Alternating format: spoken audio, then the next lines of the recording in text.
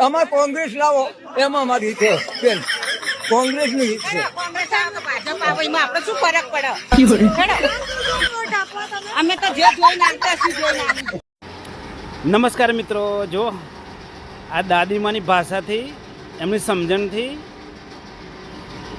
કે એમના મતલબથી બધાને ખબર પડી જવી જોઈએ કે ભાઈ કોઈ પણ પાર્ટી હોય, ભાજપ હોય, કોંગ્રેસ હોય કે કોઈ પણ હોય, કોઈ ઘેર બેઠા કશું આપી જતા નથી. આપણે કમાશું તો ખાશું, બાકી ખોટા આપણે સોશિયલ મીડિયા પર લડ્યા કરીએ કે ભાઈ હું બીજેપીનો છું, ભાઈ તું કોંગ્રેસનો છે, પેલો ફલાણો છે, પેલો ઢીકણો છે. હકીકતમાં છેલ્લે આપણે કમાશું તો ખાશું, એટલી વાતની ખબર પડે આ દાદીમાની વાત ઉપરથી. જો દાદાને પાછા વળી દીધા ને, હવે ઘણા લોકો કોમેન્ટ કરે છે કે આ દાદાને બહાર નથી બોલવા દેતા, એ ઘેર જઈને શું બોલવા દેતા હશે ઘરમાં. અને આ દાદીમાં એક સંદેશ આપે કે મારો મત એ ગુપ્ત મતદાન છે, એ ગમે તે આપે જાહેરમાં નહીં કહેવાય કે ભાઈ હું કોને મત આપું છું, એ મારું ગુપ્ત મતદાન છે. ખબર ને, કોમેન્ટ કરજો આ દાદીની વાણી ઉપર, સમજવા જેવી ખરી.